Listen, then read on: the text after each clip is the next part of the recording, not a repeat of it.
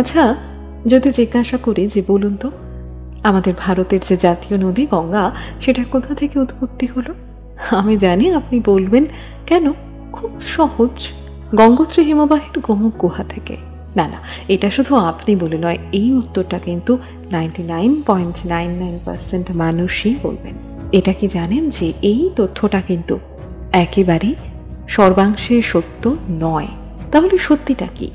সত্যিটা কি সেটা জানার জন্য খুব অল্প একটু সময় দিয়ে ভিডিওটা পুরোপুরি দেখতে হবে। গল্পটা শুরু করি 2000 সাল থেকে। 2000 সালে উত্তরাখণ্ড রাজ্যটা আলাদা হলো এবং ভারতের 27তম রাজ্য হিসেবে প্রতিষ্ঠিত হলো। উত্তরাখণ্ডের আবার দুটো ভাগ রয়েছে, একটা হচ্ছে কুমায়ুঁ এবং আরেকটি হচ্ছে গাড়োয়াল। আর এই যে গাড়োয়াল, এই গাড়োয়ালে কিন্তু রয়েছে অজস্র হিমবাহ, যা থেকে কিনা নদীর সৃষ্টি হয়। আর এই অসংখ্য হিমবাহের একটি হলো শতবন্ধ হিমবাহ, যেটা বদ্রীনাথে অবস্থিত। এই শতবন্ধ হিমবাহের একদিক থেকে সৃষ্টি হয়েছে একটি নদী যার নাম বিষ্ণুগঙ্গা, এবং অন্য দিক থেকে সৃষ্টি হয়েছে আরেকটি নদী যার নাম হলো ধৌলিগঙ্গা। সৃষ্টির পর থেকে এই দুই নদী আপন ছন্দে বইতে শুরু করলো। বইতে বইতে অনেকটা দূর গিয়ে তারা আবার একসঙ্গে একটি জায়গায় মিলিত হলো। তাদের মিলন স্থল থেকে যে নদীর উৎপত্তি হলো তার নাম রাখা হলো আলোকনন্দা। এখানে একটা ছোট্ট কথা আপনাদের সঙ্গে শেয়ার করি, সেটা হচ্ছে যারা ভূগোলবিদ রয়েছেন তারা কি বলেন জানেন? তাদের মতানুসারে যখন দুটো নদী একসঙ্গে এসে মিলিত হচ্ছে, তখন এই দুজনের মধ্যে যার গভীরতা বেশি তার নাম অনুসারেই কিন্তু সেই নদীটার নাম রাখা হয়।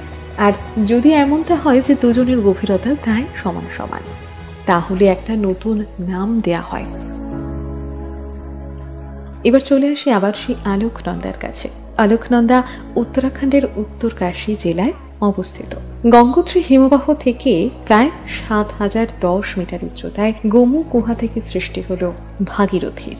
আর এই ভাগীরথী কিন্তু হলো উত্তরাখণ্ডের গঙ্গা। ভাগীরথীর সঙ্গে মিলিত হলো ভেলাঙ্গানা নামে একটি নদী, যাদের মিলনস্থলে তৈরি হলো ভারতের সব থেকে উঁচু বাঁধ। দেবপ্রয়াগে এই ভাগীরথী এসে আবার মিলিত হলো আলোকনন্দার সঙ্গে। ভাগীরথী এবং আলোকনন্দা নদীর গভীরতা প্রায় সমান সমান, আর সেই কারণেই এদের দুজনের মিলনস্থলে যে নদী উৎপন্ন হলো তার একটি নতুন নাম রাখা হলো। সেই নদীর নাম রাখা হলো গঙ্গা।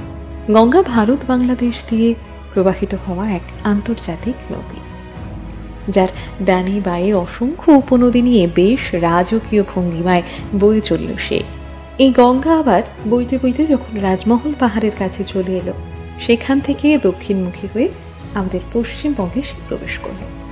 এই গঙ্গার তীরেই কিন্তু আমাদের প্রচুর তীর্থক্ষেত্রের অবস্থান, এবং পৃথিবীর সব থেকে বড় বদ্বীপ কিন্তু তৈরি করেছে এই গঙ্গায়। এই মুহূর্তে বিলুপ্তির পথে এসে দাঁড়িয়েছে আমাদের এই জাতীয় নদী গঙ্গা। তবে এর ভবিষ্যৎবাণীটা কিন্তু আজ থেকে অনেক দিন আগেই করা ছিল পুরাণে। পুরাণের প্রত্যেকটি ভবিষ্যৎবাণী আস্তে আস্তে সত্যি হয়ে যাচ্ছে, ঠিক তেমন ভাবে কিন্তু সত্যি হতে চলেছে গঙ্গা যে লুপ্ত হয়ে যাবে। ভাগবত পুরাণে বলা হয়েছিল যে কলিযুগের 5000 বছর পূর্ণ হলে গঙ্গা পৃথিবী থেকে আবারও স্বর্গে ফিরে যাবে।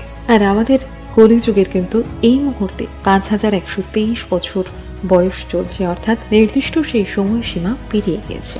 বিজ্ঞানীদের কথা থেকে জানা যাচ্ছে যে গোমুখ গ্লেসিয়ার কিন্তু গত বছর বিলুপ্ত হয়ে গিয়েছে, আর গত 15 বছর ধরে গোমুখ কিন্তু তার অনেকটা ভূমি হারিয়ে ফেলেছে। আর এই ঘটনাটা কিন্তু ঘটেছে গ্লোবাল ওয়ার্মিং এর ফলে।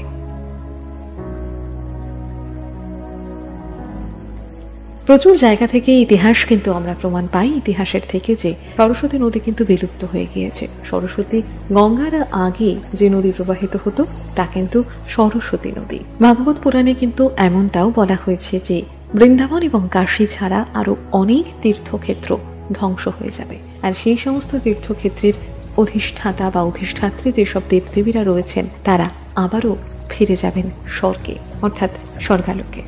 এই যে গোমুখ গ্লেসিয়ার গলে যায়, এর কারণটা কিন্তু শুধুমাত্র গ্লোবাল ওয়ার্মিং নয়। একটা সময় ছিল যখন এখানে প্রবল তুষারপাত হতো, কিন্তু বেশ কিছু বছর ধরে সেখানে তুষারপাতের পাশাপাশি শুরু হয়েছে প্রবল বৃষ্টিপাত।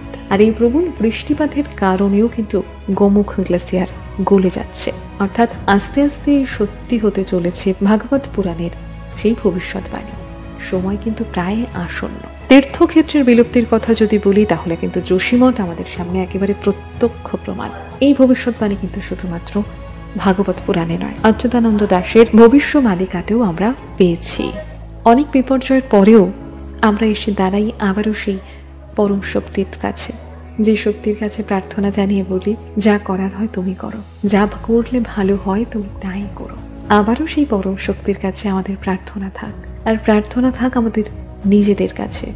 আমরা যদি দূষণের মাত্রাটাকে কমাতে পারি, তাহলে হয়তো ভবিষ্যৎবাণীটা অন্য রকমও হতে পারে।